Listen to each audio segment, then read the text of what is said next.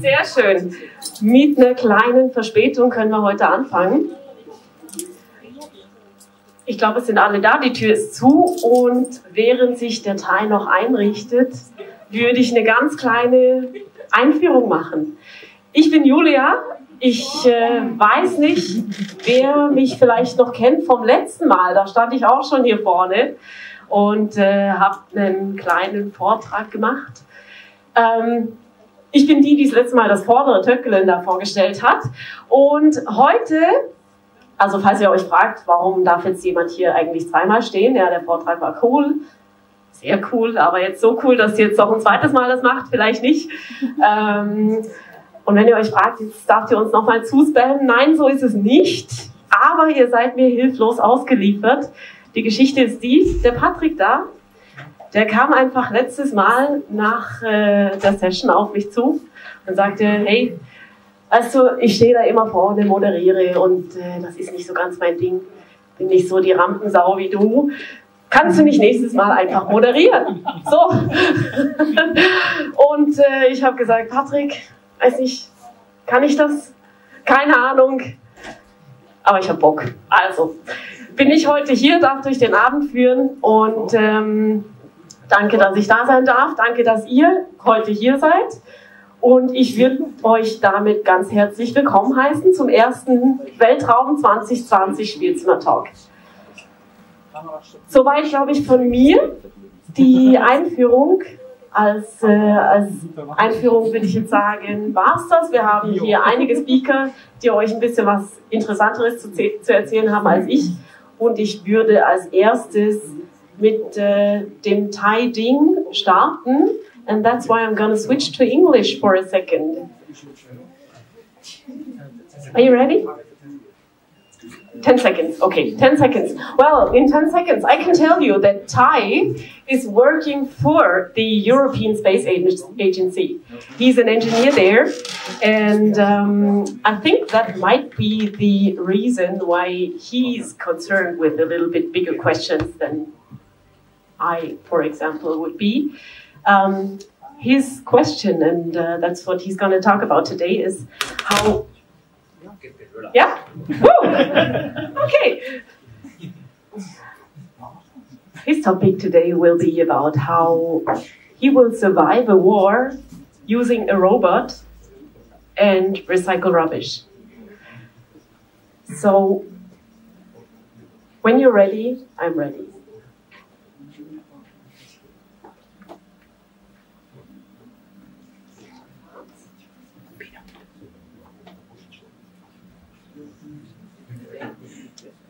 Looking good? Perfect.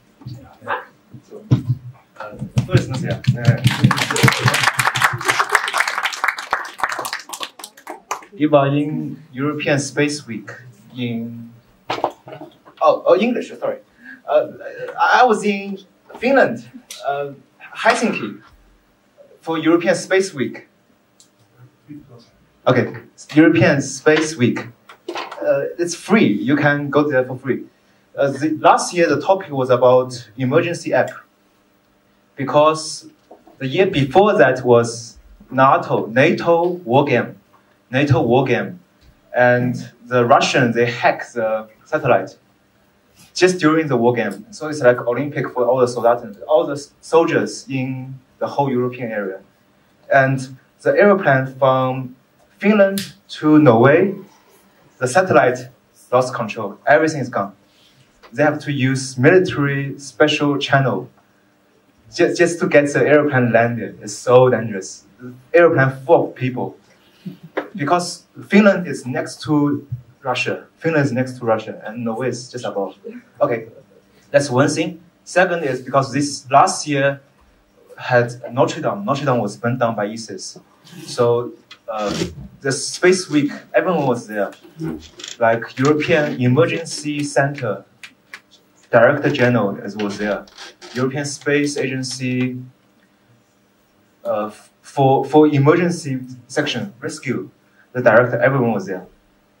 And that's my slide for the hackathon. There are two satellites. One satellite is called Galileo. Galileo is very old. It's like GPS. It's already 15 years old. And the problem for Galileo is when the satellite come around to the exact same spot, it need to take 24 hours. 24 hours for that same spot. That's Galileo. The second one, the new one, is called Copernicus. Copernicus is a group of satellites, also a group of satellites, much newer. They can detect ocean go up and down, ocean level, fire, everything, but also very slow, also 24 hours. That's a problem, it's a big problem. Now, the year before that, the Space Agency award was awarded to someone did Stratosphere satellite, Stratosphere drone. Stratosphere, Earth is at Earth's surface, then 30 kilometers above stratosphere. Stratosphere drone, this can fly for 3 months without maintenance. It's totally solar, but it's not stable. Okay, wait, now I show you the satellite, robot, rubbish recycle, everything together. Because there's a conference called EBAN, European Angel Investor Conference. And the NASA previous boss, she's a lady, her name is Dava Newman. And she said in 15 years, all the Arctic, Antarctica will melt. Ocean level will come up. And I did an Excel sheet. Is it too small? Is it too small? Okay, Venus is here. See, it's just under ocean level. Then Amsterdam, then Hamburg. 3 here is about 800 meters. Then New York, London. But when all the ice melt, the ocean will come up at least 6 meters. 6 meters here. So south of London will be gone. Venus will be gone. Amsterdam will be gone. There is a space agency office in Amsterdam. European Space Agency office in Amsterdam. So we need to move out within 15 years because now it's already economic recession, then trade war, everything. It'll take a long time just to buy 1 square meter. So that's the price for Helsinki. Every single square meter is 7,000 euro. Every single square meter is 7,000 euro. Then, oh wait, did I convert the color? Wait, reverse. Is this color better for you guys? Okay. Okay. Okay, because normally this is normal for me. I watch everything inverted. It's easier for me. So all the flags, the colors are wrong. Sorry. So then we move downwards. See, London is ultra expensive. 15,000 euro per square meter. Per square meter. Oslo is 7,000. Copenhagen 5,000 euro per square meter. Israel is also very expensive. Israel 18,000 euro. And Israel is 5 meters above ocean. This is centimeter. Centimeter because the satellite Galileo can do centimeter level accuracy. This is centimeter. Minus 200, 0, 100, 200. Amsterdam is 2 meters under ocean and 7,000 euro per square meter.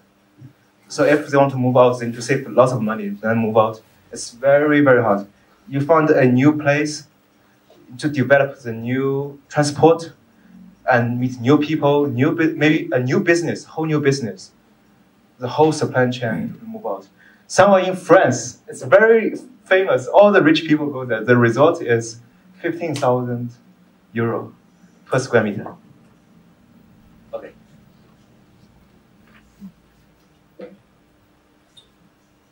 So that's for the price. Now we talk about the terrorist. Because in different countries, they have different privacy law. They can't use camera to detect face, like in China. So The easiest way is use Wi-Fi signal. No sound? Okay. It's okay, relax. Just one, try. Just Okay. It's like some Wi-Fi wave. It's real Wi-Fi. This is Wi-Fi at 7 gigahertz. It's okay. Vielleicht es gibt keine Sound. It's okay. Okay. I replace it again. It's sensible. Use Wi-Fi at 7 gigahertz can detect your heartbeat, your Atman, breathing results, the rhythm. And we combine with your emotion. So are you happy?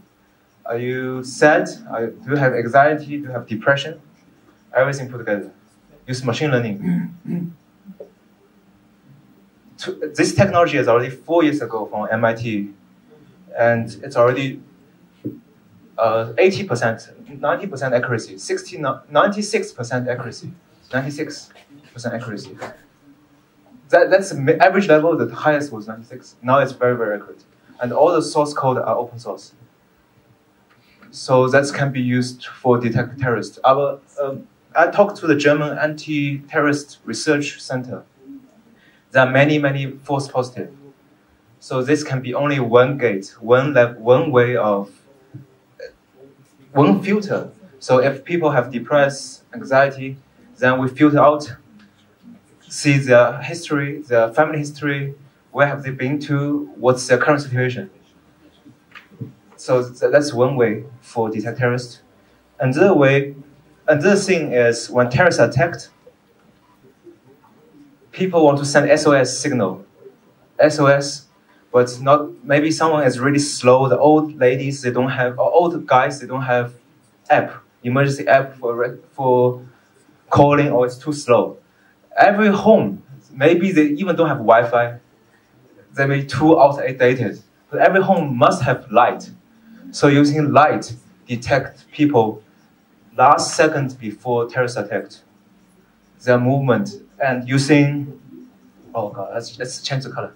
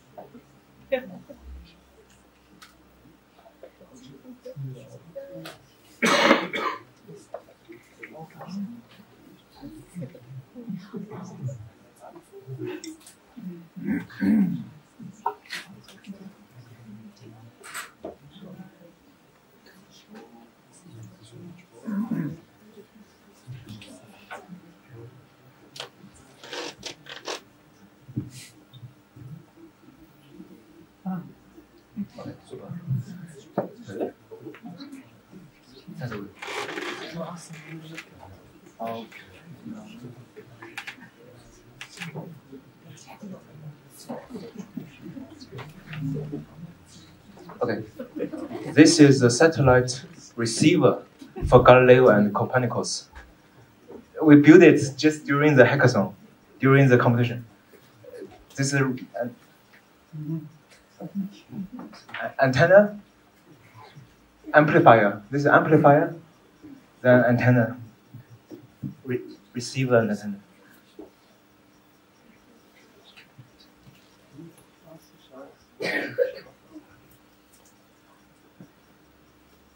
So we send a signal for people. This light, each light can detect 2 people at the same time, and the last movement. So when the building cracked down, or flood, or bio attacked, the last, or zombie attacked, the last movement, are they running? Are they not running? Sent to satellite. But it takes 24 hours for the satellite to come back again to see the people if they're still alive. It's really hard for satellite. So we need to use more stuff, like the Apple Watch. So that's a summary. That's a summary. So when no internet, no Wi-Fi, no power, no sunlight, when nuclear attacked, the nuclear smoke will have a cloud block the sunlight. So all the solar aeroplanes, solar cars, solar everything will not working. I'm from Australia, so we use lots of solar energy. And when ocean level up, so it's in 13 years time, and once ISIS hijacks the satellite signal, just like in 2018, the NATO game, when they use weather weapon, disturb the Earth's magnetic field. It's really easy to do it.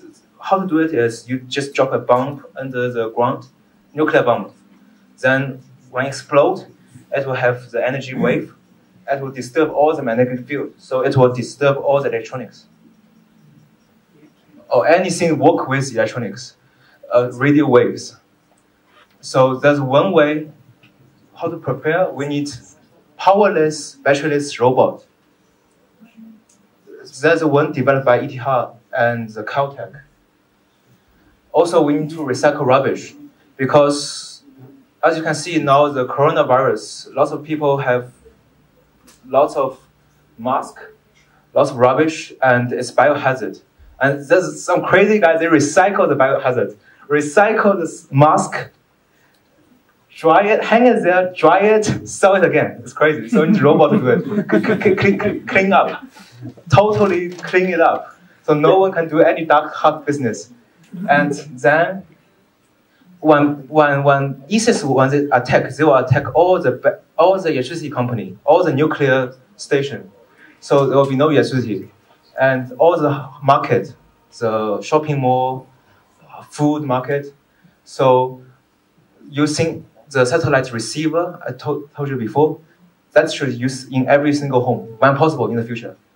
Then, because every single human, we are like millionaires. We have house. When you sell the house, it was at least $1 million franc. Then everyone has their own network. They have their family, their kids, the school, and the workplace.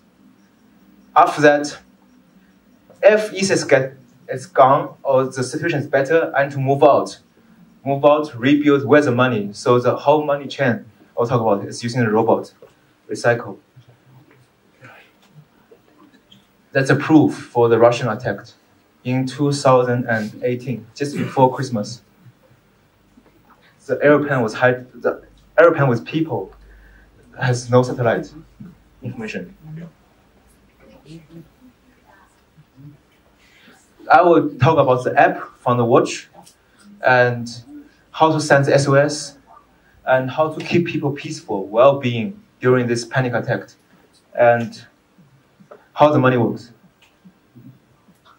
That's the app from Siri. Now you guys can program the app. It's very easy. Why use Siri? Because when the ISIS attack, the telecom will be hijacked. Telecom hijacked, you can't send SOS. Like in Afghanistan last year, Afghanistan and Iran, when they have protests, all the internet is cut off. No one can send SOS on Twitter, no one. But the watch can send SOS data to satellite. That's the only way. When this dictatorship or whatever terrorist country, they cut off internet. You can zoom in, so download satellite data. But in reality, it's really, really hard. In the conference where all the satellite experts, they're using this every single day, and on the stage, there are 6 different operating systems. 6 different operating systems for the satellite. Groups, there are 2 groups. 6 operating systems, everyone compliant. It's very hard to download the software, and very hard to download the data, very hard to interpret it. And it's really hard on a normal computer. It's really hard. So every single day, if you go through all the problem, then every single day you update yourself where you are and see the satellite image. And this is in Finnish. Finnish is talk about where is my father, on the top. So maybe we have in the future every single kid has an Apple Watch or some watch like this. Where's my kid? Oh, where is my father? My father, 6 o'clock he was there. 8 o'clock is there. 9 o'clock is there. So I can show the track record straight on the watch. And can zoom in.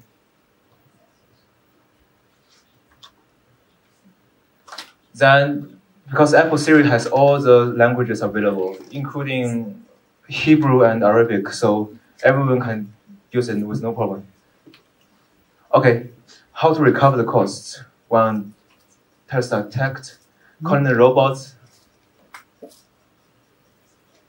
That's what I say to Siri, pick up the rubbish. And that's a rubbish robot made of rubbish. A rubbish robot made of rubbish. Oh, sorry, go back.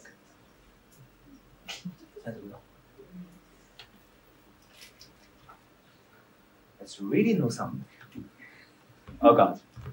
Basically, the rubbish robot is made of plastic. Plastic is free.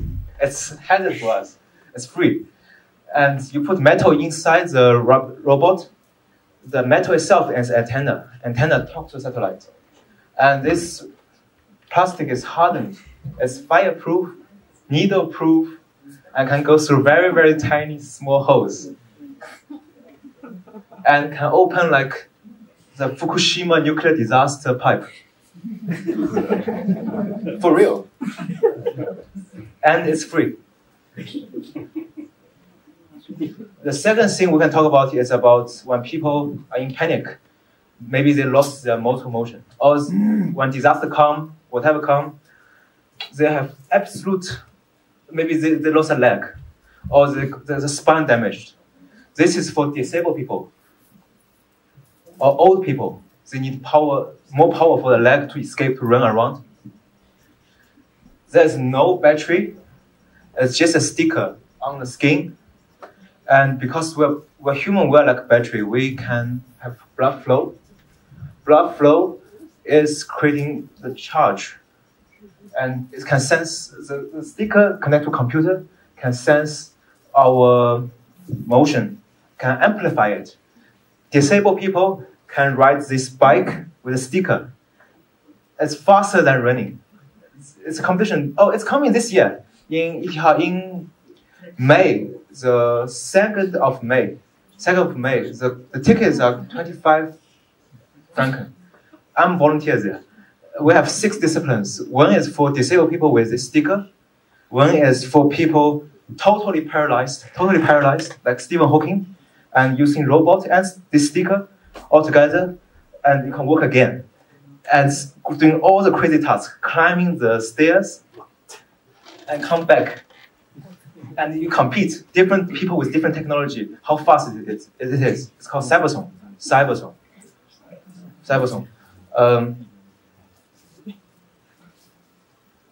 Then, using the Apple Watch to detect where is my rubbish robot 1, where is rubbish robot 2. But I only update every 24 hours. Using satellite. One robot here, one robot there.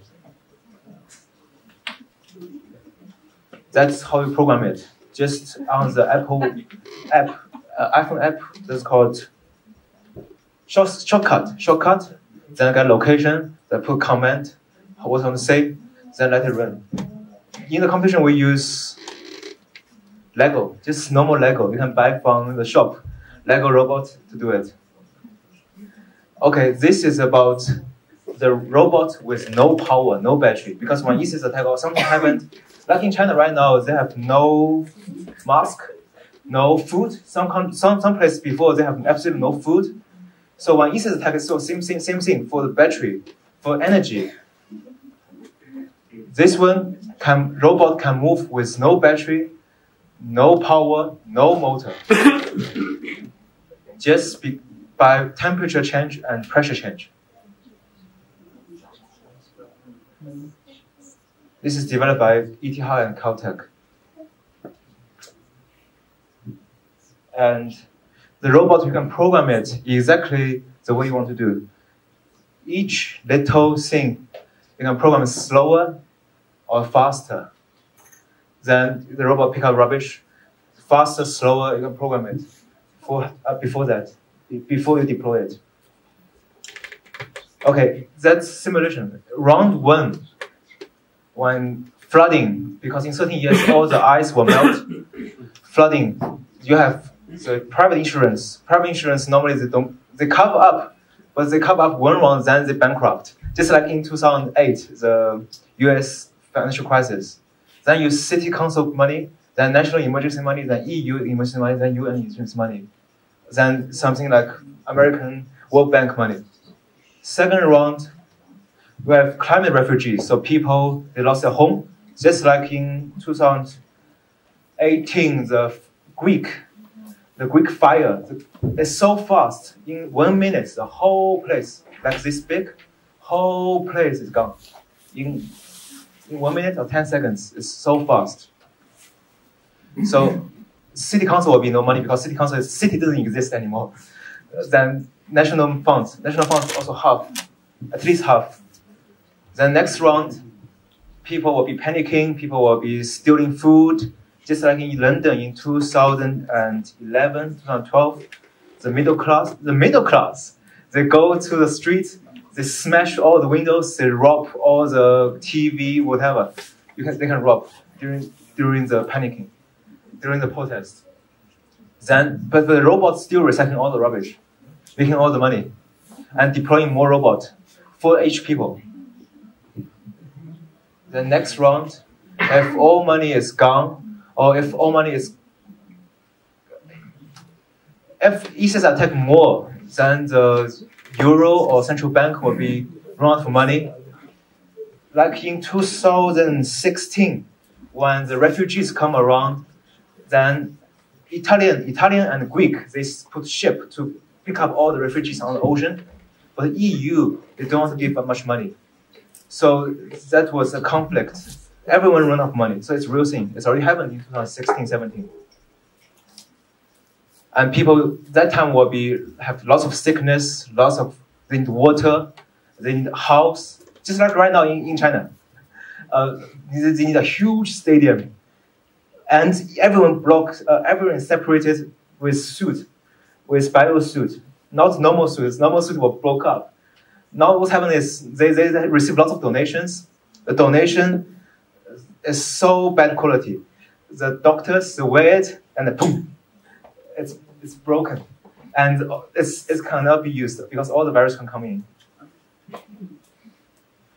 And how to deploy all the money? If we can use robot to recycle, we need to at least 10%, 16% for all people, for cyborg. So people convert to cyborg, can run, escape faster. Then for disabled people, for middle class, because the whole society is about middle class. Middle class are income earners, they create tax and help them to build home and also to move out all the scientists, all the science institutes like ESA, the one in Amsterdam, or somewhere along the coast. Move them to an ocean city, floating city.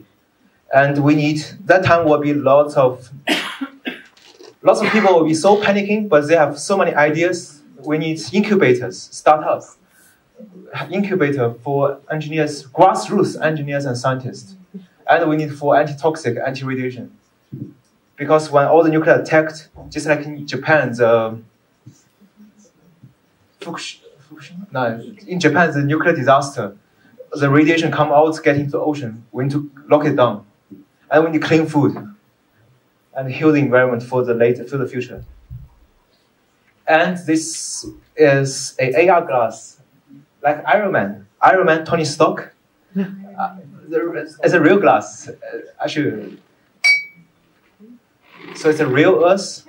It's my heartbeat, synchronized with my watch. That's my real brain. That's the Earth, simulate using satellite data.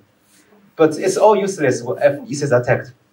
So when ISIS is going, when the situation is better, so ISIS is controlled, power come back again, I can use AR glass to see everything, control everything. Okay, this is better. the price of the rubbish, it's 9,280 US dollar per 2 kilogram aluminum.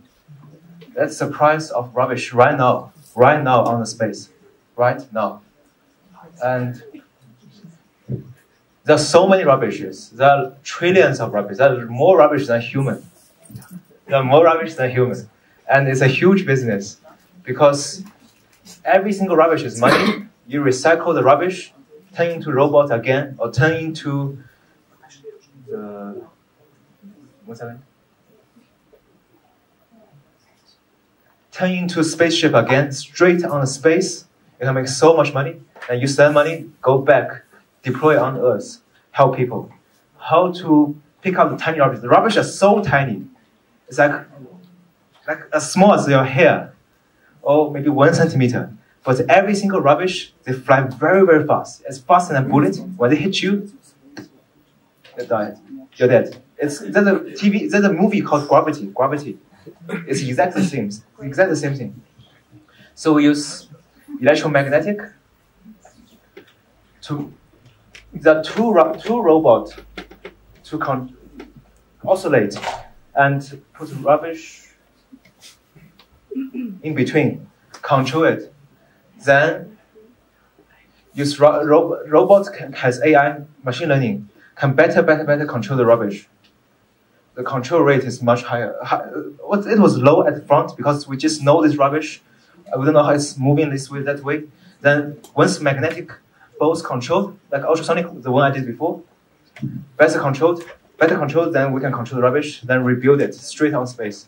Same thing in the ocean, same thing on the Earth. That's it for the space part. Do you have questions, please?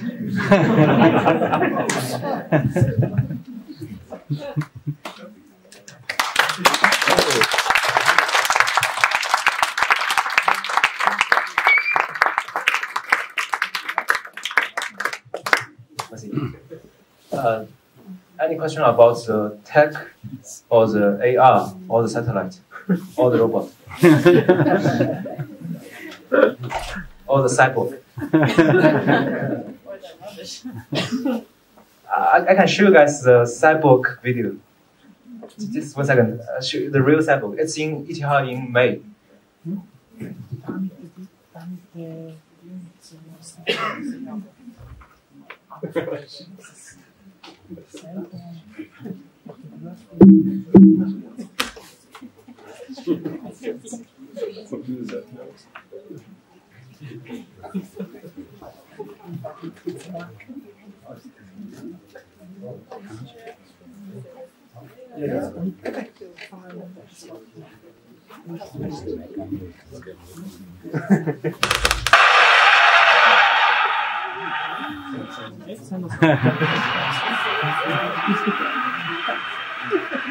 Now the video.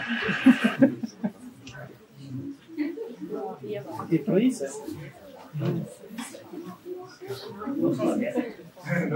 Unmute. I know why.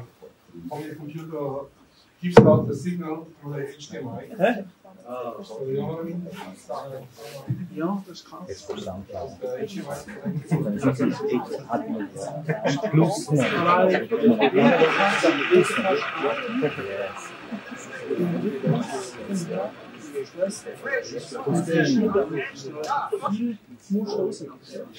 Das ist schon krass. Ja, das ist schon krass. So the reason I use watch instead of iPhone or iPad is because this guy, he is paralyzed. This one is from US military, you know, DARPA, the most advanced research group. This is a big iPad, you see it on the arm? I'll show you a better one.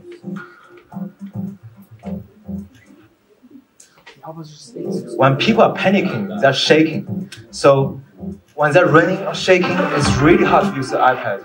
Use a watch is simple. Just press and go. Each press means something. Each press means maybe more power. I'm going upstairs and more energy. This is from South Korea. tech is not good enough. But it's really hard. For disabled people, they're like Stephen Hawking. So imagine Stephen Hawking getting to a robot, climbing, walking again, like real people, and competing with others. Competing with others, say who is faster, who is slower.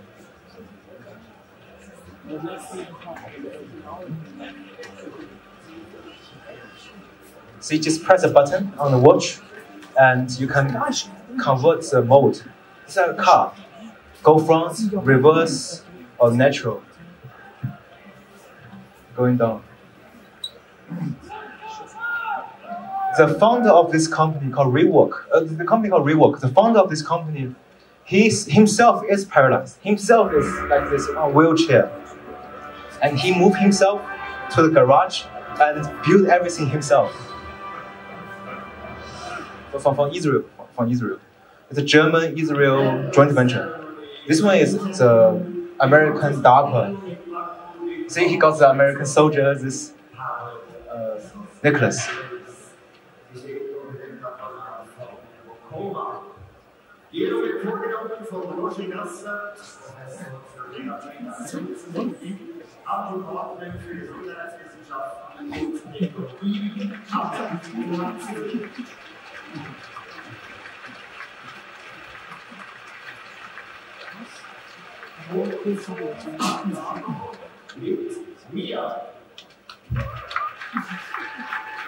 And now the new robot is much better. The new robot is soft robot, just like the robot I showed you before. Can move. It's 4D, can pre-programmed, so you don't need very heavy gears. It takes 1 hour. Take 1 hour to wear it. Take 1 hour to wear it. That's sticker thing I talk about. The sticker, they're all paralyzed. Normally they on wheelchair. The legs has no power. The muscles are dead. They put a sticker on the leg, amplify it. But this design is not aerodynamic enough. The winner design is like sleeping.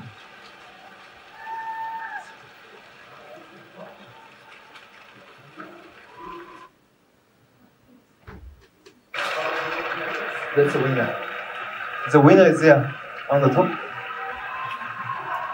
See the judge need to run shortcut to catch him. It's really fast, faster than humans. It's really fast. They're paralyzed people. They're on wheelchair.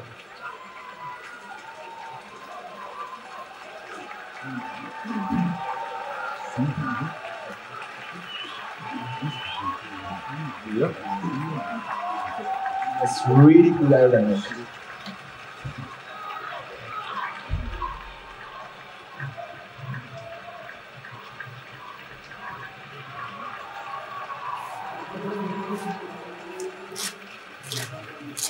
Okay. Super. I prepared more videos, but because we have kids here, so it's really violent. I don't show the kids, so it's okay. You get my idea. Because in China right now, what happened is the virus is like bio-attacked.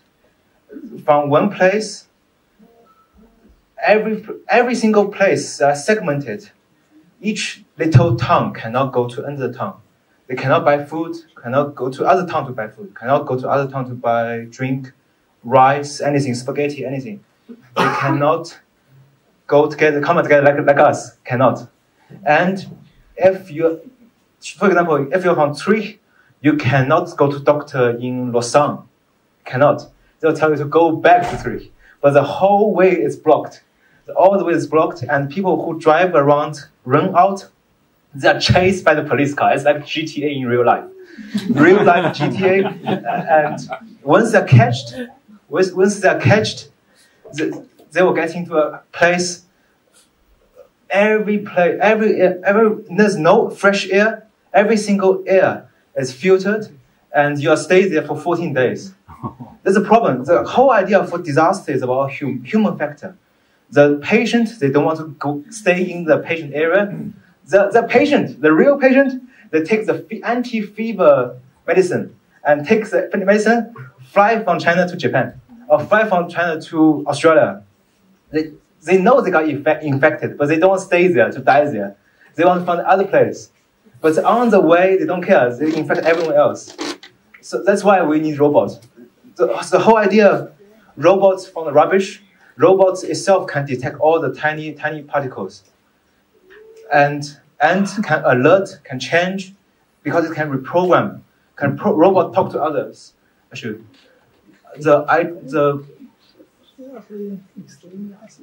the command that did, robot 1 is coming, robot 2 come to recycle, robot 3 will produce. So I put, you can make robot, and robot can talk to each other. And when things change, getting worse, robot can adjust. Human is really hard. In America, when the coronavirus people come around, in America, they don't use human. They totally use robot. The robot detect people, test the virus level at real time, and deliver medicine from the robot. So absolute no human contact. Absolute no more infection. That's for bio weapon. Okay. Any more problem? Any more questions?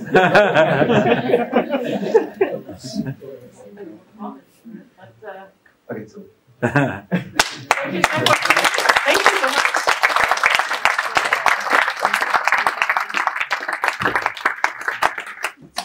Okay, dann würde ich sagen, es gab jetzt die erste Session und wenn ihr durstig seid, machen wir jetzt eine 5 Minuten Pause. Könnt ihr euch was zu trinken besorgen und dann geht es weiter mit dem zweiten Talk.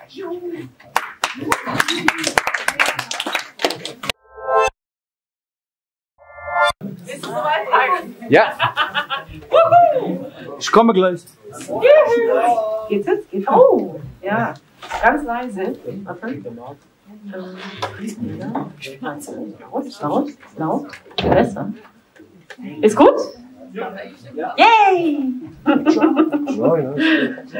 Sehr schön. Dann halte ich mich so kurz wie möglich.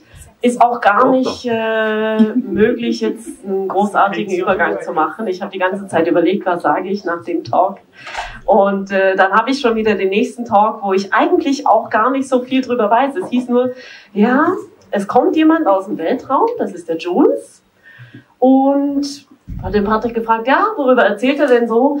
Ja, keine Ahnung.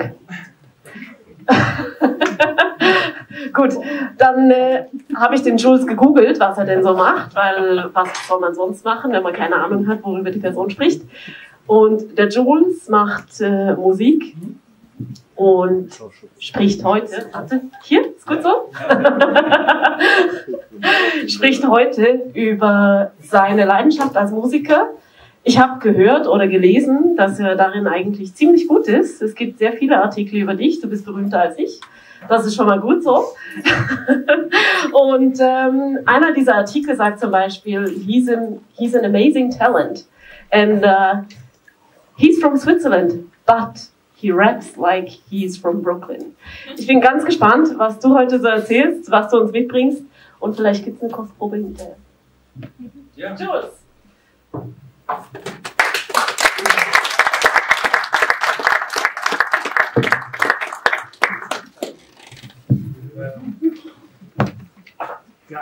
Well, I don't really like microphones. I think I'm loud enough. Hi. Hi. Works.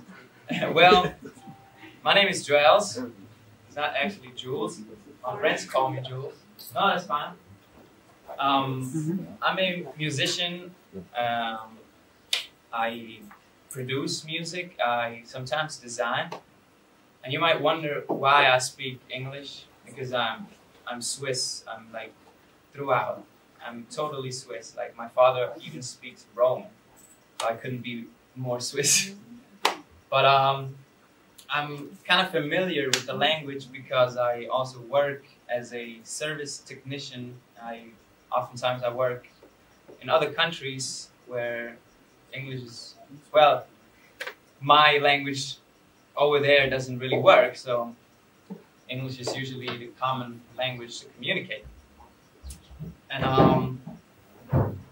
I chose the title A Little Bit of a Musician because I have no knowledge whatsoever of, I have no education in any case of any musical thing. I write lyrics, I press buttons, but I don't really know about any, theory. My father is a musician. He's a very good musician, actually. He plays the saxophone.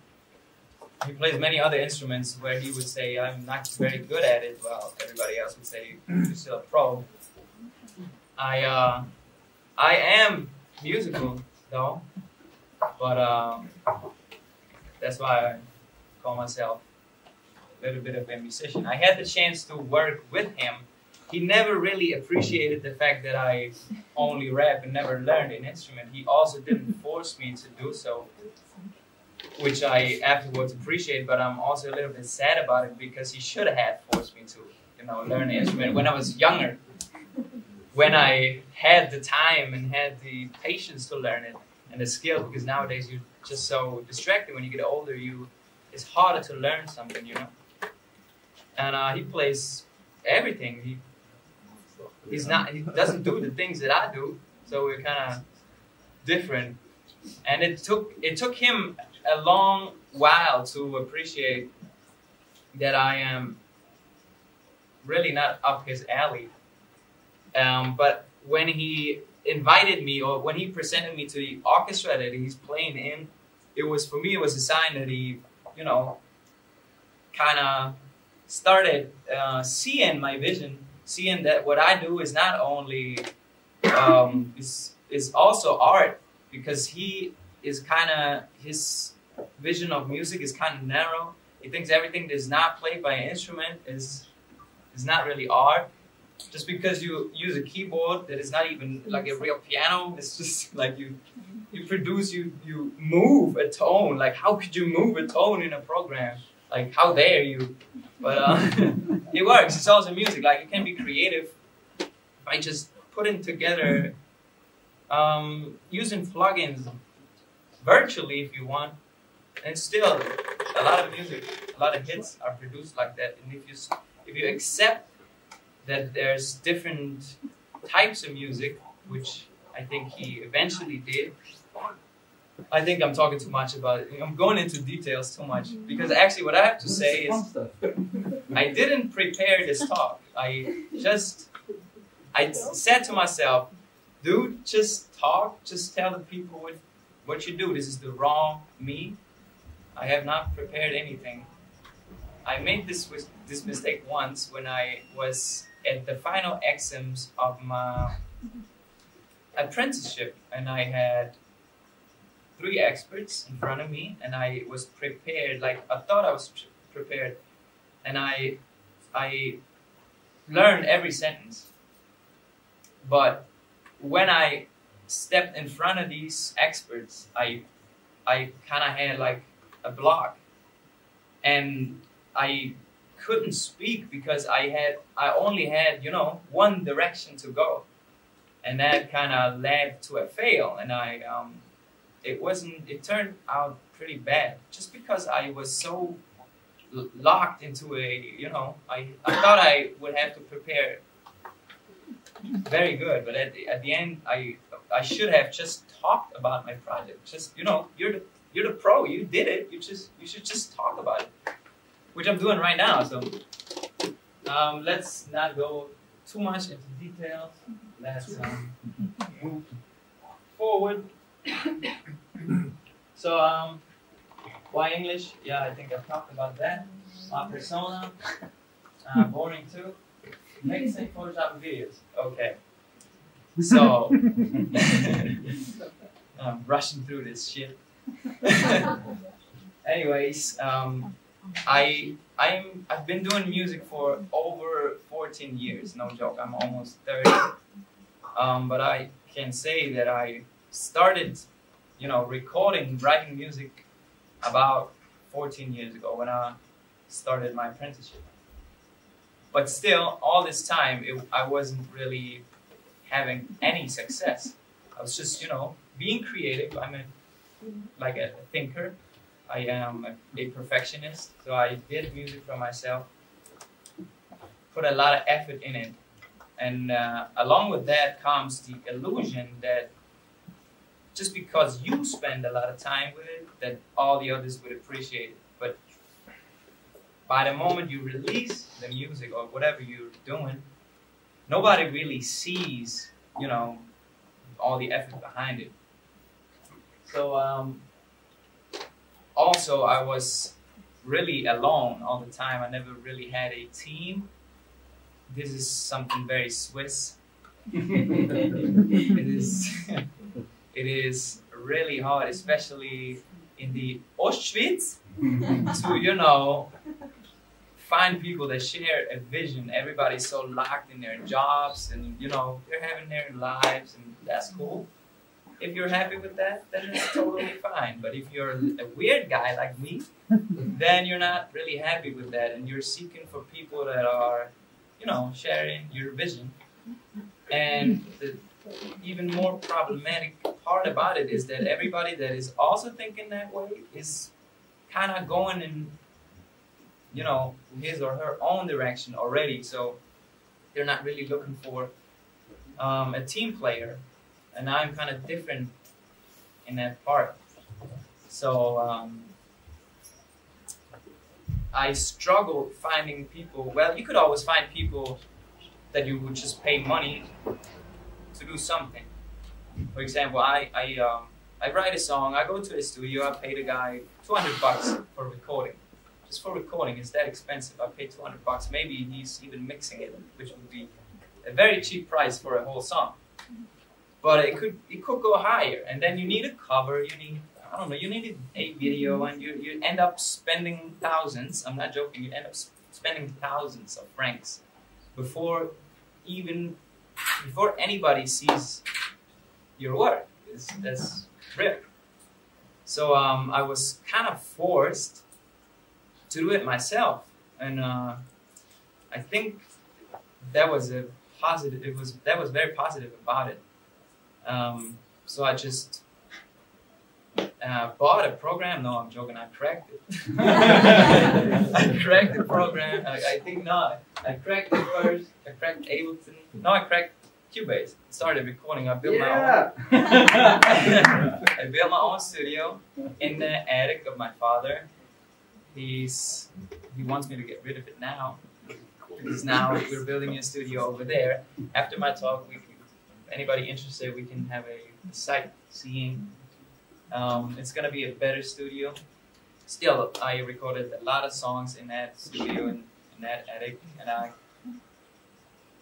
well, my first studio was in my room back at my father's place, well, my parents' place, and it was, I had like a bed that had like 2 levels. You know, the lower level was a table, and the upper level was where I was sleeping in.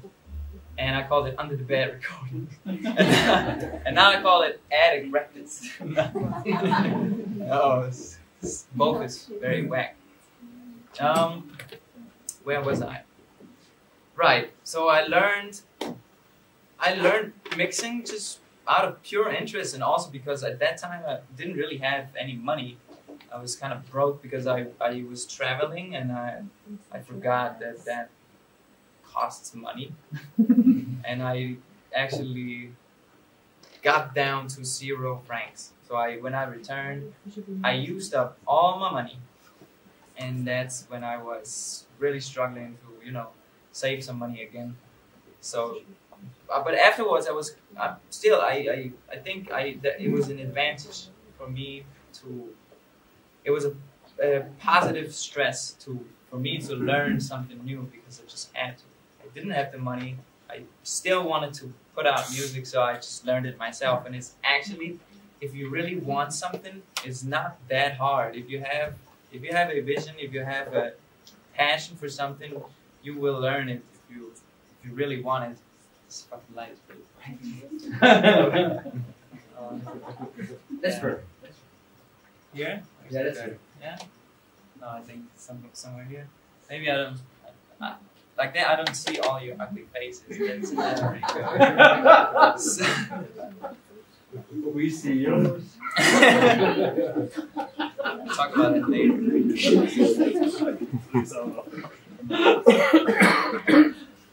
Thank you. Not aggressive right now. All right.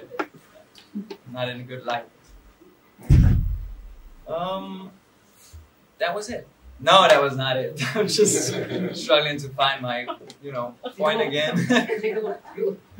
No, it's still, yeah, thank you.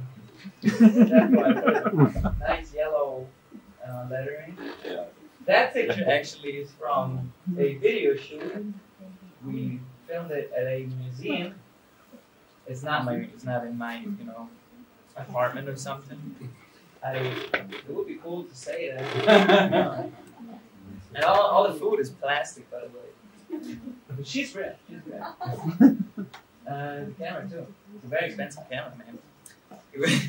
These cameras, they film like very professional movies. But yeah. That's where the money goes. Yeah, I'm telling you. Well, I was lucky because that guy was actually my friend, and I got it pretty cheap, comparatively cheap.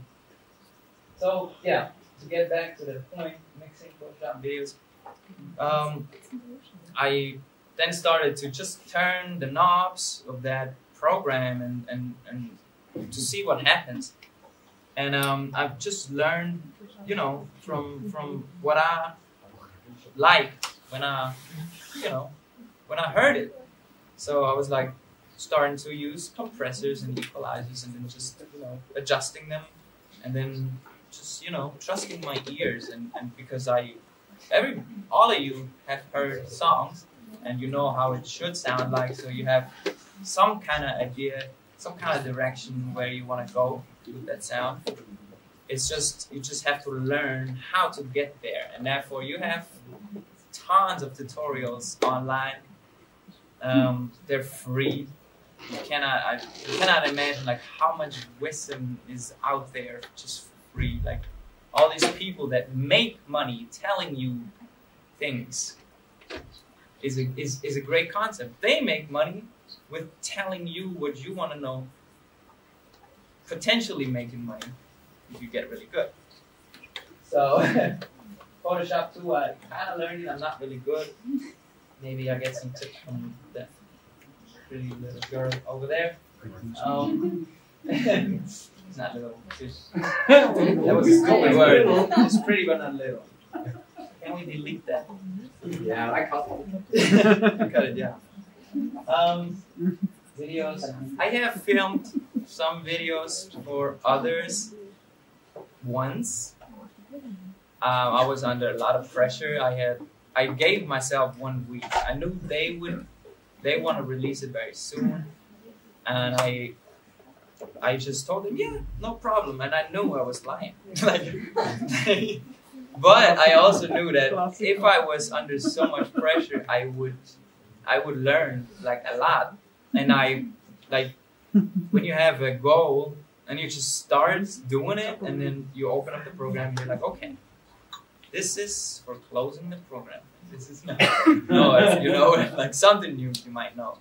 And then you just start, and then when you have a goal to do something, it's not like just, okay, I want to learn this program, because then you have no intuition behind it, You have to have an intuition behind it, like, okay, I want to go for a music video. I want to have these kind of scenes in it, whatever. And then you quickly get to a point where you're stuck, and then okay, let's look it up, and then you will find the solution for it very easily, because a lot of people are having the same problems. Actually, it's really like you find it so fast, and you're like, oh, this is exactly what I was looking for. And then you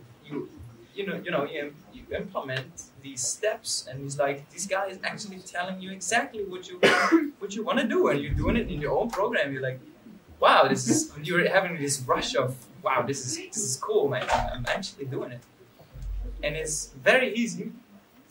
You just have to keep at it, because it's also very hard to keep all this, the knowledge. So projects. it was very quiet around me for at least the last 2 years, because I had no motivation whatsoever, and also no possibilities, no money, like I said.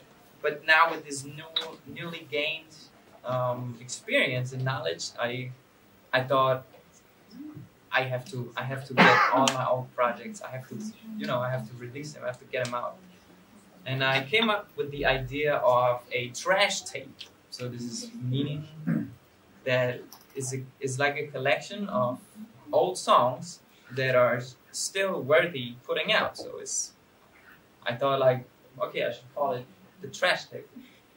And somewhere in the presentation there's a foil. I hope I don't know if it's going to be the next one. But anyway, the time already? Oh my god, I gotta rush through it. Okay, what I want to say, let's just keep on. No time for this shit. Oh yeah, it is the next one. This is the first sketch that I came up with. I had in mind, I had like 2 T's that would, have the shape of a trash bin. And I sent this idea to a graphical worker, and that's what she came up with.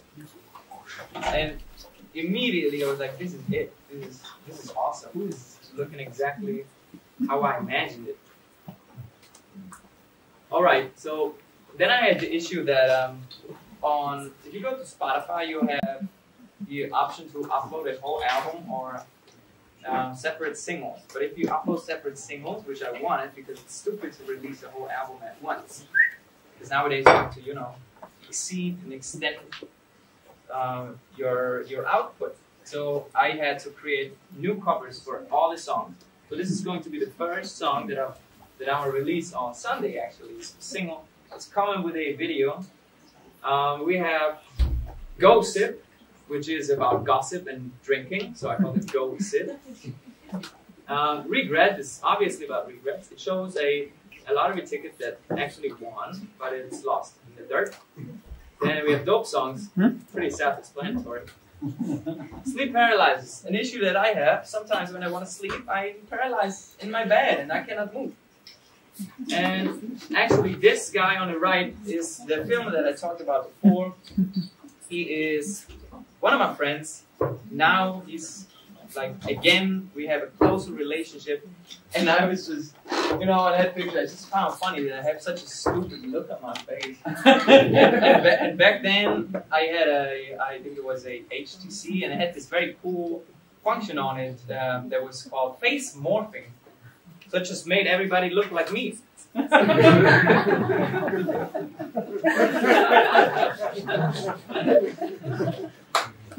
Yeah. Pretty cool. Okay, next song. Bittersweet. Yeah, you know where this goes. Bittersweet. Bounce. It's about letting everything negative bounce off you, and it as a symbol. The concept is that every piece of trash basically is a synonym for what belongs into that trash tape. Push, let's not go there. So, how long do I have? Can I spend a couple more minutes? How much do I get? 5 minutes. 5 minutes. Oh, that's a lot of time. You can spend 2 minutes just waiting. Then you have to rush it. So this after that trash tape, I made so much music.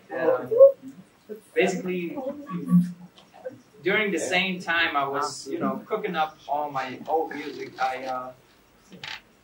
I met a producer from Poland, and we came along so well. We got along so well that we stopped going out.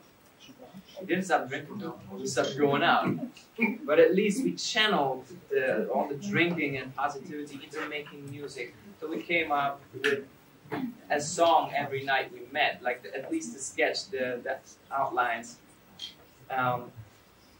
So we decided to make another album called Night Sessions.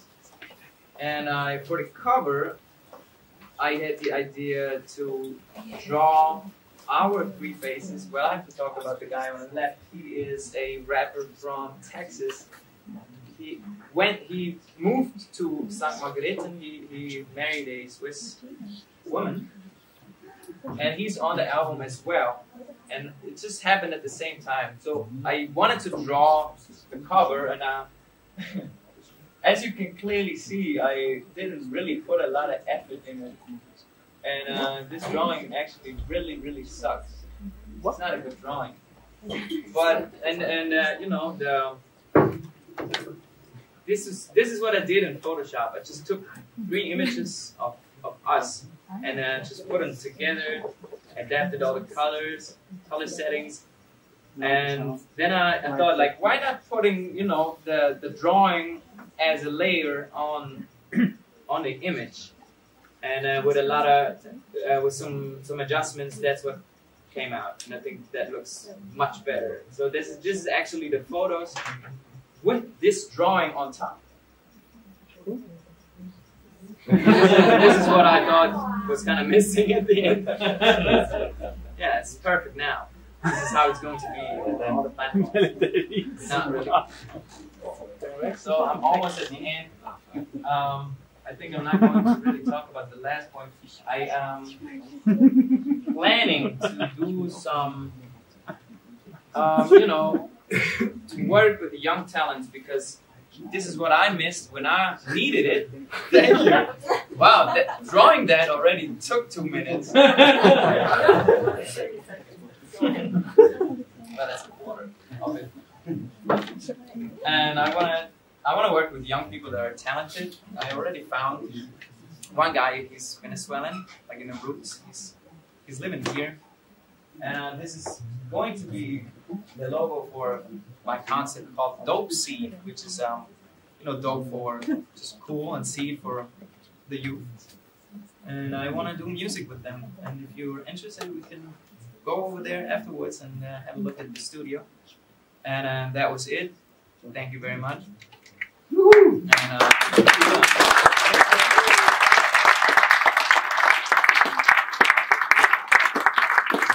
you want to hear a red, right? Yes, I did. Oh my God, okay. Come on. CR, back on the track, dedicated to the best, not yet with a paycheck. Normally I'm laid back, but in fact I'm done with the hatred and the chit chat out of whack. Most likely, cause I can adapt that rap and effective weapon and empty making schemes with kinetic energy. I impact on the crash medicines. You're getting pick test in the medicine at your own risk, as I'm no longer innocent. With the ham I smash it and bury the past in the ash of the ancestor. When the damage I call my aggression, who needs glass? I'm like fuck the madness, and yes I'm a man, it's a threat for the madness. Effect that I dislike scavengers. They find a way to benefit and take the advantage of my energy. They want to hinder me to have achievements. I see the result that I add, but I keep with the practice till I stop breathing. Woo! Woo!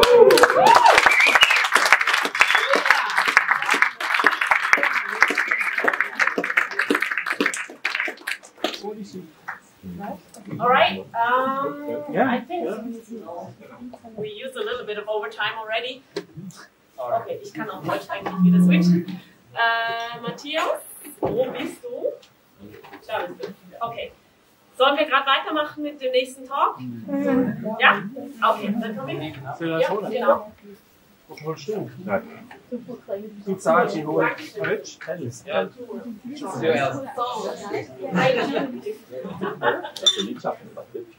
Entschuldigung. Gestern? Also, ja, also gestern. Bescheiden. Bescheiden.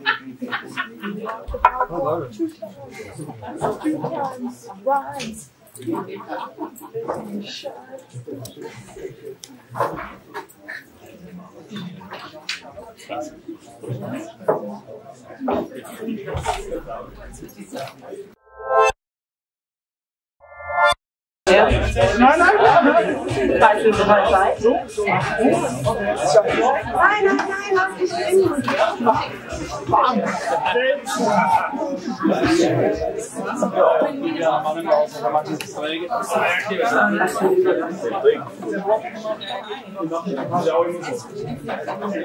So, also, ich wollte etwas ankündigen. Heute soll der André Westermann da sein und einen Vortrag haben über E-Bikes. Er ist einen Trip gehabt.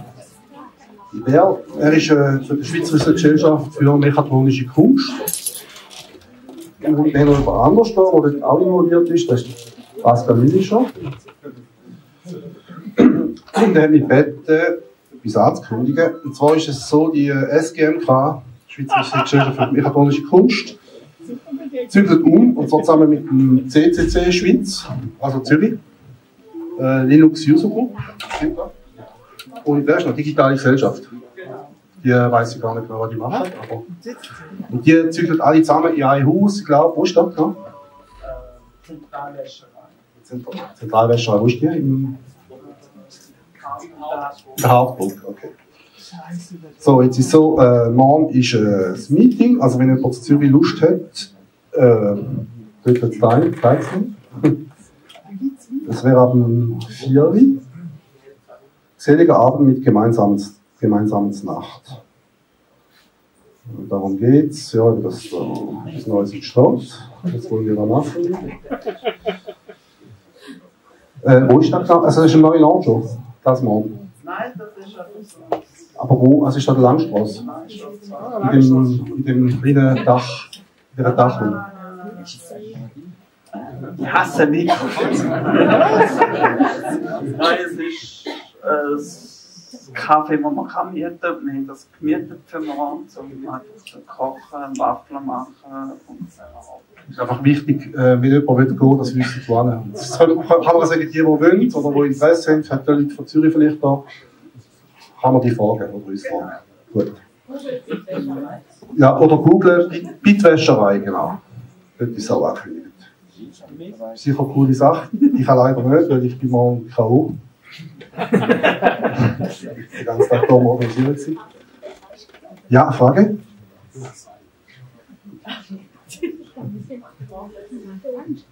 Ich bin Zakara mit meinem Nickname. Und der Milischer ist ein guter Kollege von mir. Darum übernehme ich jetzt hier mal Moderation. Ja, Mili?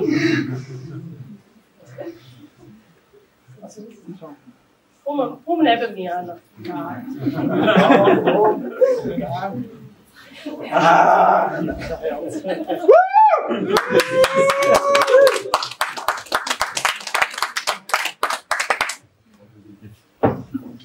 Was ist das, was du uns sagen? Der Anlass ist auch vom CCC Zürich. Dort ist es als Wiedereröffnung bekannt. Das ist das, was ich jetzt hier anmerken wollte. Wiedereröffnung. Und ich weiss nicht, wer kennt den CCC da drin? Hand auf! Haus Computer Club für die Frauen, die dort Mitglied sind, das sind Hexen und das bin ich und ich habe momentan enormes Nervenflattern. Darum ich jetzt wieder ab das gut kann. Wir können es alle nicht gut. Also, aber morgen wer das Ding wie ist der Öffnung von Neues? Das ist nicht morgen. Morgen ist es ein... Die ist morgen noch. Nein. Also, aber der morgen Abend ist öffentlich, da kann jeder gehen. Ja, also. Die, was interessiert. Die, was interessiert, darf ich gerne. Also, ich weiß nicht. Nein, der Öffnung ist im Fall morgen, wenn Sie mir das Ganze noch richten. Und letztes Mal, als ich war, vor 2 Wochen, hat es nicht ausgesehen, wie es schon so weit ist.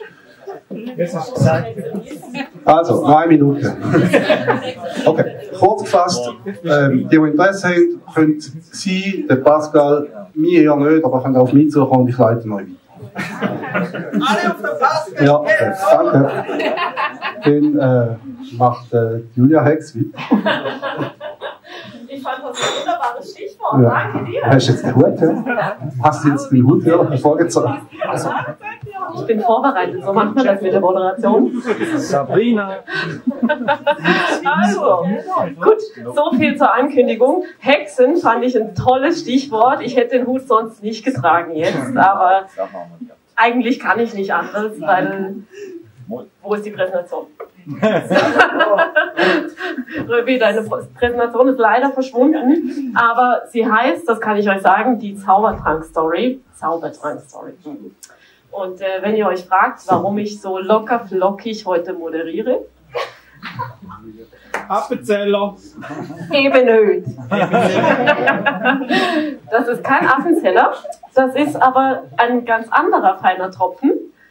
Ich habe noch 2 Minuten, Schatz. Aber danke. Geschlagen mit den eigenen Waffen. Also, es gibt einen fantastischen Tropfen heute, den ich schon degustieren durfte. Und wir haben den Röbi Mehr heute hier bei uns. Der hat unglaublich viele Dinge schon gemacht. Ich habe versucht, es mir zu merken. Es fing an bei Informatiker, es ging über Lehrer, über Coach, Berater, Startup Incubator. Und dann sind wir bei Ritualmeister gelandet. Und vielleicht habt ihr schon geschmeckt. Gibt ein bisschen einen Rauch da. Und sein neuestes Projekt geht eben um die ganz feinen Destillate. Und darüber wird er heute erzählen. Röbi. Ja, ich versuche auch Hochdeutsch zu sprechen, obwohl ich natürlich, für mich ist das eine Fremdsprache. Also, wir beginnen mit dem Ende des ganzen Vortrages, damit ihr euch nicht langweilt. Ich habe 4 Flaschen hier. Es ist nicht kindertauglich, es hat 23% Alkohol. Also macht euch auf etwas gefasst. Aber ich habe auch kleine Gläschen. Also, es wird vermutlich niemand raustorkeln. Und der Zaubertrank, und jetzt kommt eigentlich der Witz von der ganzen Geschichte, deinen Hut, der würde passen zu dem ganz neuen Projekt, das heißt Kai Fly. Und da hat es wirklich Fliegenpilz drin, aber in diesem Drink hat es keinen Fliegenpilz. Denn es fing mit dieser Mail an, und spannend an dieser Mail ist vielleicht für die Detailisten 4:18 Uhr. Ich bin also wirklich aufgewacht, Traum, und habe meinem Kollegen, der ein Bambusspezialist ist und Bambusdestillate macht seit 7 Jahren, habe ich dieses Mail geschrieben. 6 Uhr hat er mir zurückgeschrieben und dann hat das Ganze eine gewisse Eigendynamik gekriegt. Das ist übrigens Christian, der eben so ein Küchenprojekt jetzt installiert hat, und rechts davon einfach so als kleines Beispiel, wie das dann rauskommt, wenn man das Ganze mischt in der Küche mit normalen Drinks und ohne irgendein Labor, dann kommt das eben halt so raus. Und wir haben dann unser erstes Produkt gemacht. Und dieses erste Produkt habe ich hier im Original. Das ist also ein 2 Jahre altes Original. Wir hatten dort noch die Idee, dass es Elix hieß. Dieser Zaubertrank war Elix getauft und es musste hochwertig sein und es war als Konzentrat gedacht. Nun, von dieser Konzentratgeschichte kamen wir dann weg und haben dann versucht, das Ganze mal zu realisieren. Das war ja bis jetzt alles ein Traum, ein Prototyp, und jetzt ging es darum, das Ganze zu realisieren. Ich habe hier einfach für die, die noch nie mit einem Start-up zu tun gehabt haben, denn vor Ihnen steht eigentlich ein Jungunternehmer, 61,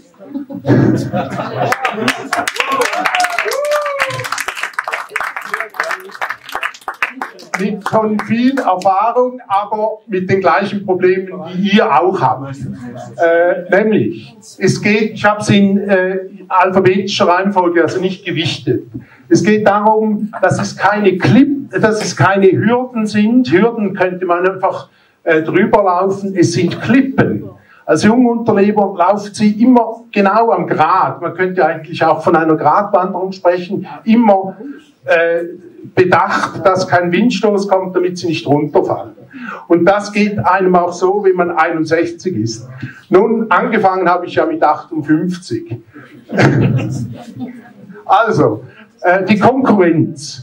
Nun, wir machen einen Drink. Was heißt das? Drink, Konkurrenz. Da es sind auf einmal wirkliche große Firmen sind da als Konkurrenten da. Da kämpfen sie auf einmal gegen Coca-Cola, Pepsi-Cola, Nestle und wie sie alle heißen. Die haben gewisse Budgets, die sie einfach als Jungunternehmer nicht haben. Nun, Nachhaltigkeit. Ja, wir wollten natürlich nachhaltig. Klar, nachhaltig heißt, dass das ganze Produkt, das Sie heute auch testen, denn es ist noch nicht auf dem Markt, dieses Produkt ist nicht präpariert. Wenn Sie in der Migros oder in Coop einen Biodrink nehmen, abgepackt in ein PET-Fläschchen, dann ist das 120 Grad erwärmt worden, damit es haltbar ist. Und dann ist eigentlich nichts mehr Bio an diesem ganzen Drink. Also das ist alles Fake, was man da als Bio bekommt. Nun, wir versuchen wirklich das Ganze so zu machen, dass es nachhaltig ist. Aber das heißt, in der Schweiz kann niemand abfüllen, damit wir unsere Qualität haben. Es gibt also in der Schweiz niemand. Der Holderhof in Henau ist jetzt dran, eine sterile Abfüllung zu bauen. Aber es gibt das also nicht. Es gibt das im medizinischen Bereich, es gibt es in der Pharma, aber es gibt es nicht in normalen Lebensmitteln. Nun, jetzt muss es passieren. Also, natürlich, Schweiz ist kein Markt, ist klar.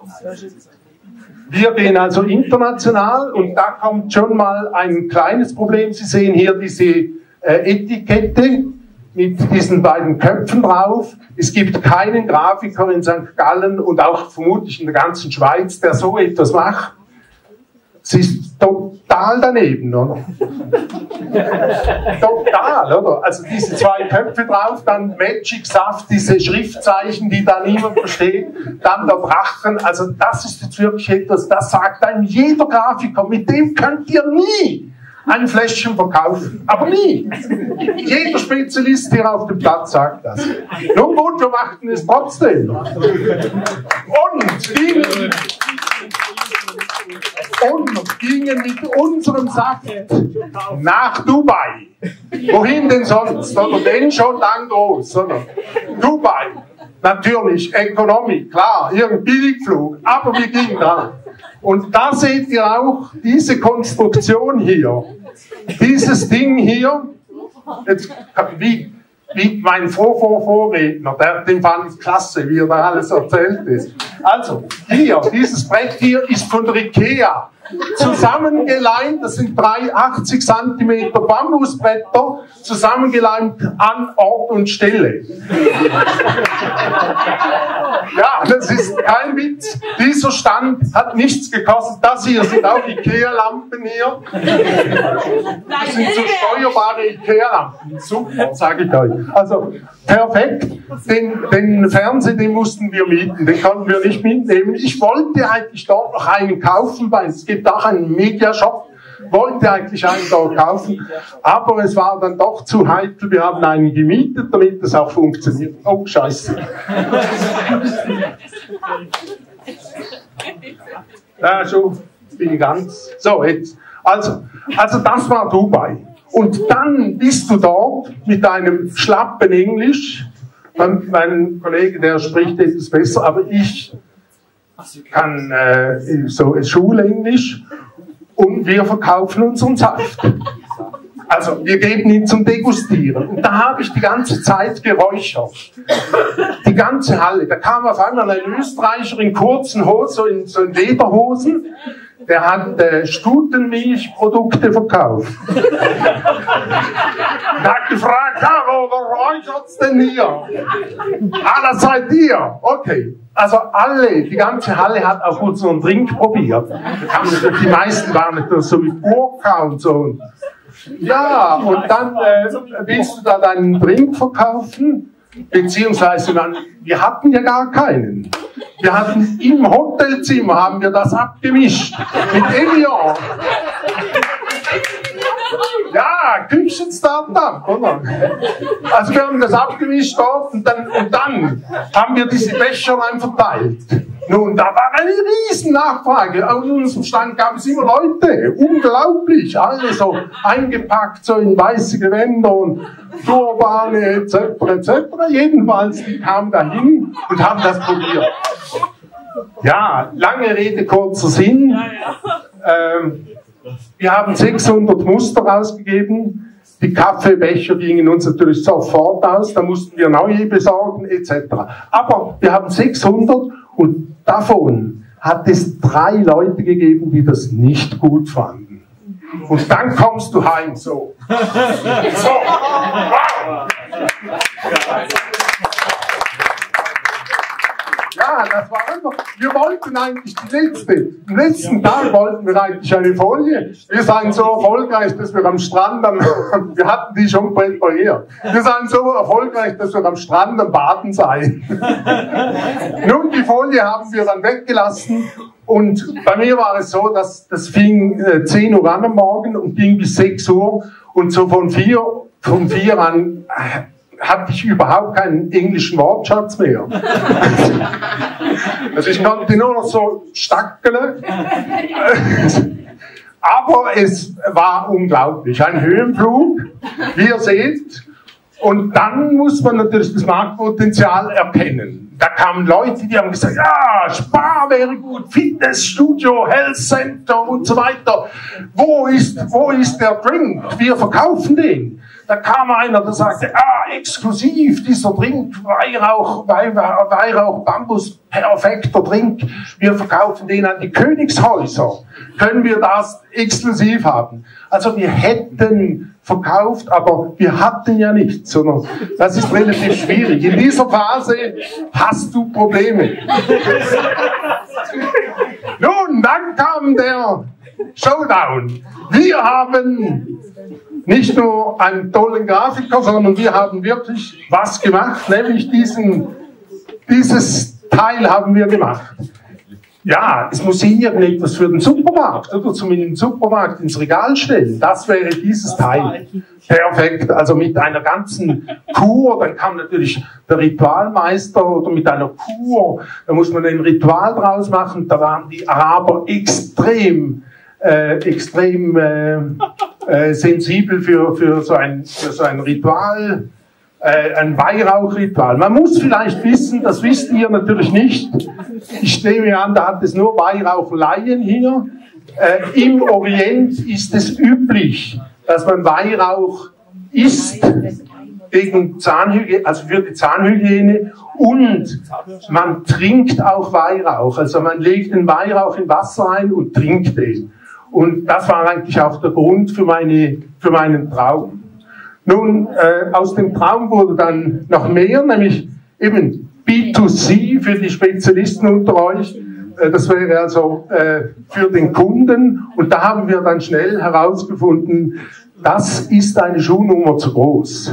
Denn wenn ihr in einen Markt einsteigen möchtet, selbst die Schweiz mit 6 oder 8 Millionen Konsumenten, dann braucht ihr sehr, sehr viel Kohle.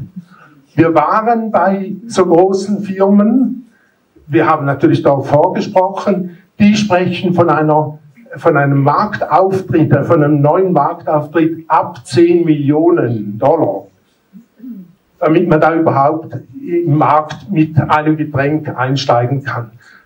Super, ein neues Getränk, hat noch nie jemand gesehen. Wir sind die Einzigen, die das machen. Die Idee ist klasse, alle haben gesagt, ja, perfekt, ja, es schmeckt uns, aber wer nimmt 10 Millionen in die Hand? Also wir hatten sie einfach nicht, oder? Aber es wäre natürlich toll gewesen, oder? Mit diesen 10 Millionen mal auszuprobieren, wie sieht es aus? Und dass das kein Witz ist, könnt ihr vielleicht nachvollziehen. Ich weiß nicht, habt ihr die Stevia-Story mitgemacht?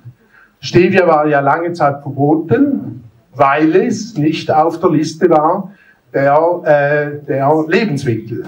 Und dann hat das Coca-Cola in die Hand genommen und hat das dann durchgebracht, dass das jetzt dann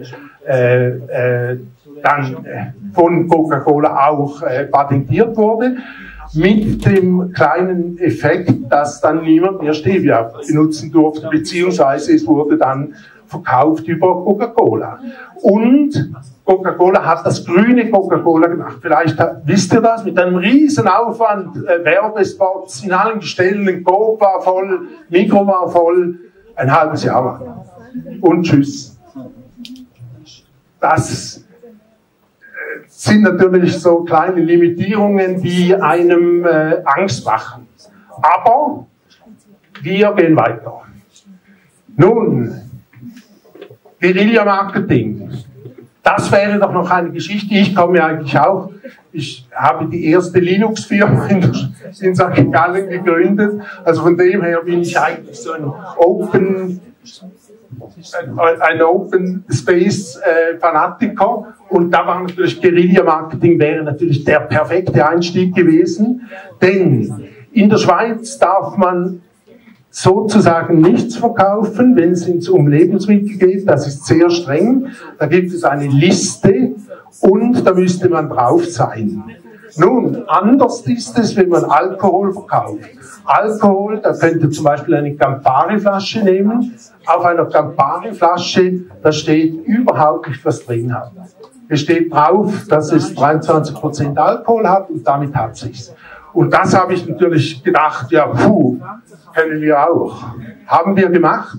Wir haben jetzt für euch, das ist auch nicht im Handel, aber zum Testen, damit ihr mal so in diese Weihrauch-Bambus-Geschichte hineinkommt. Ja, dann kam natürlich noch die gute Idee, Standortförderung, wow, der Staat soll's richten. Wenn wir schon zu wenig Kohle haben, dann kommt der Staat. Klar, jeder junge Unternehmer, oder? Der ruft nach dem Staat. Klar, oder? Wir haben ja einen Wirtschaftsförderer, wir haben ja InnoSwiss. Nun, InnoSwiss. Ich weiß nicht, gibt schon frustrierte Gesichter? Hat schon jemand mal mit InnoSwiss zu tun gehabt? Also ich erzähle nur den Start von InnoSwiss. InnoSwiss beginnt mit einem Antrag für 20.000 Franken für einen Berater, der dein Projekt beurteilt. 20.000 Franken für einen Berater, das muss man sich so im Mund zergehen lassen, für einen Berater, der dich beratet. Also du hast ein neues Produkt, du hast die Innovation und dann kommt irgendeiner, so ein Hosenträger-Athlet, der dich dann beraten sollte, für 20.000 Franken. Nun, der arme Kerl hat uns beraten, 1 Stunde, 1,5 Stunden. Er hatte auf seinem Blöcklein etwa 5 Notizen gemacht. Perfekt. Daraus hat er dann auch ein Protokoll gemacht und. Ich weiß nicht, was mit dem Rest des Geldes war. Denn so wie ich das kenne, InnoSwiss hat ja 50 Millionen, hat es 2019 nicht verteilt. Weil kein Jungunternehmer diesen Scheiß mitmacht. Ihr bekommt Geld, wenn ihr bringt. Also die 50% müsst ihr bringen. Und es geht hier um 1,5 Millionen, die wir brauchen. Ja? Ja? Hast du einen Hut? Also, das war die Geschichte mit InnoSwiss, aber wir haben natürlich auch zurückgeschaut. Oder jeder Jungunternehmer muss sich die Frage stellen, jeder Jungunternehmer muss sich die Frage stellen, sollen wir noch weitermachen? Und da kommt diese Uhr hier. Ich weiß nicht, hat jemand im Saal so eine Uhr? Nein, ich meine so eine. Das ist eine Waschraumkostet. Die kostet eine Summe, die wir bis jetzt verbraten haben. Pro Person, das sind 80.000 Franken, wenn sich jemand um die Uhr kümmert. Also der Ausblick ist der, dass wir jetzt am Investorenschutz sind und das war's.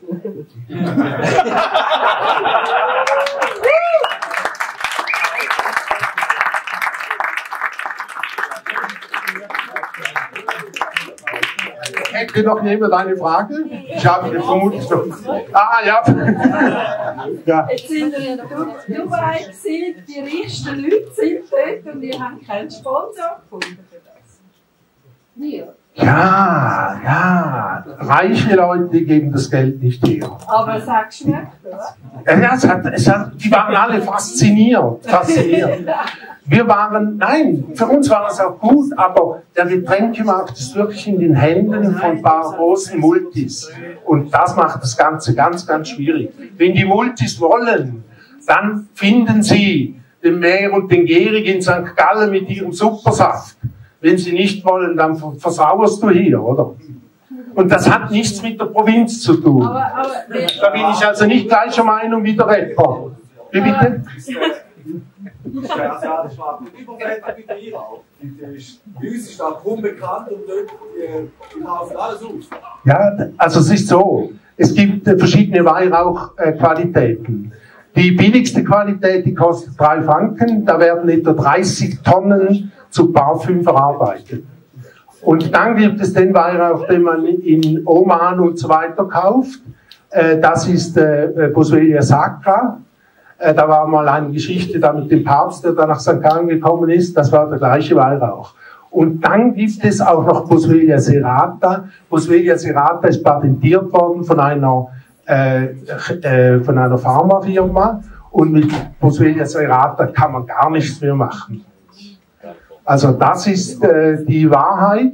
Aber es gibt in Oman gibt es Qualitäten von Weihrauch. Da bekommst du Weihrauchwasser, aber die ist so schlecht, dass es schon im Fläschchen drin ausflockt.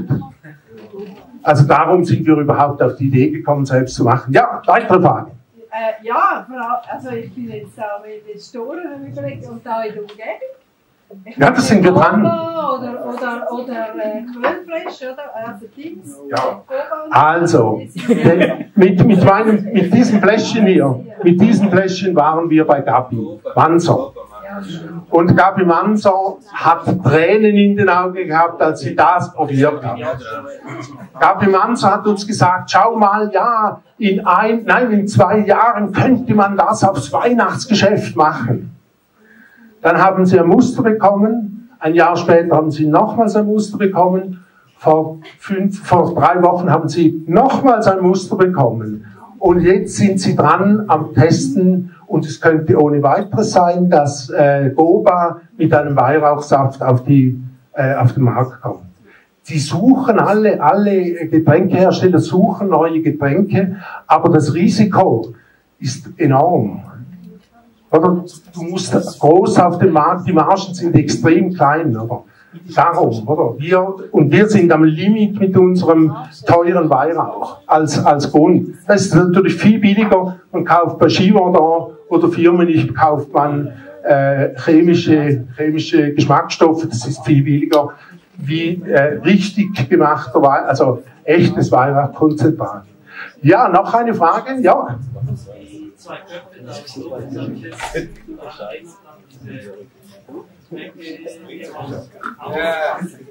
Ja, also, ja, keine Kopie. Ich hatte einfach nein, wir beide hatten einfach die Idee, wir müssen auf den chinesischen Markt, oder? Das sind 1 Milliarde Leute. Der indische Markt, der interessiert mich auch stark. Ich bin so ein Indien-Fan. Das sind nochmals 1 Milliarde Leute. Das reicht für uns 2.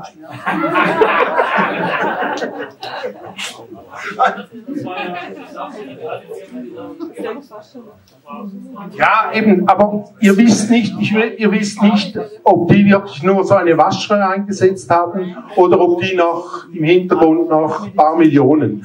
Wisst ihr so, diese Erfolgsgeschichten von Bill Gates und Zuckerberg und all die Leute oder auch in der Schweiz, diese ganzen Geschichten, die müsst ihr mal unter die Lupe nehmen. Diese Garagen-Startups, die da wirklich durchgestartet